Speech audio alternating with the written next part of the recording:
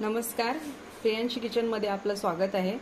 आज बटाटा आणि वालपापडीची भाजी करणार आहे। त्याच्यासाठी साहित्य आहे, चिरलेला कांदा आहे आणि अद्रक, लसूण आणि हिरवी मिरचीची पेस्ट मी वाटून घेतलेली आहे, मिक्सरमध्ये नाही तर खलबत्त्याने। त्याच्यानंतर सुके मसाले इथे आहेत, चवीनुसार मीठ, हळद, लाल तिखट, गरम मसाला आणि धने पावडर आणि आमचूर। मी ह्या भाजीमध्ये टोमॅटो नाही टाकणार आहे आणि नेहमीपेक्षा थोडी वेगळ्या प्रकारची करणार आहे। तर इथे मी ऑलरेडी कुकर घेतलेला आहे, कुकरमध्ये भाजी करणार आहे। तर कुकरमध्ये मी तेल आपले इथे गरम झालेलं आहे।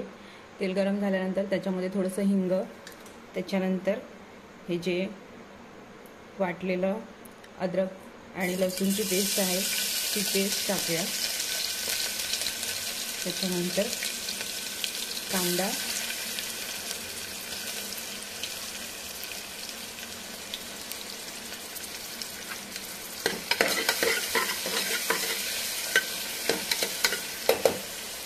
कांदा टाकल्यानंतर ही जी वालपापडी आहे मी 2-3 वेळा धुवून घेतलेली आहे।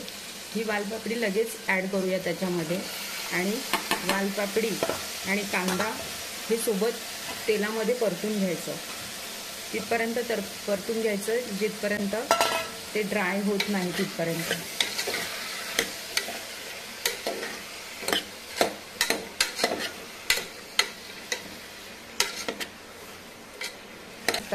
ही भाजी एकदम खोबऱ्याचा कूट पण टाकू शकतात तुमच्या आवडीनुसार। मला इथे साधीच भाजी करायची आहे म्हणून मी काहीच ॲड केलेलं नाहीये।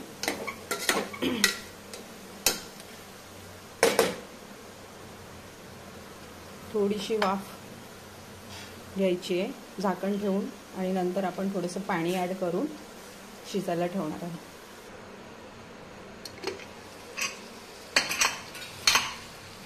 वाफ घेतल्यानंतर तुम्ही बघू शकता छान कलर आलाय। आपण याच्यात आता थोडंसं पाणी ॲड करू।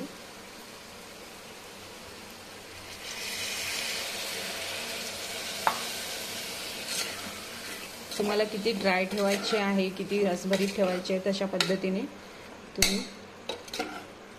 पाणी ॲड करू शकता। मला भाजी ड्रायच पाहिजे आहे त्याच्यामुळे मी पाणी थोडं कमी प्रमाणात ॲड केलेलं आहे। ह्याच्यामध्ये कोथिंबीर सुद्धा मी आताच ॲड करते आहे।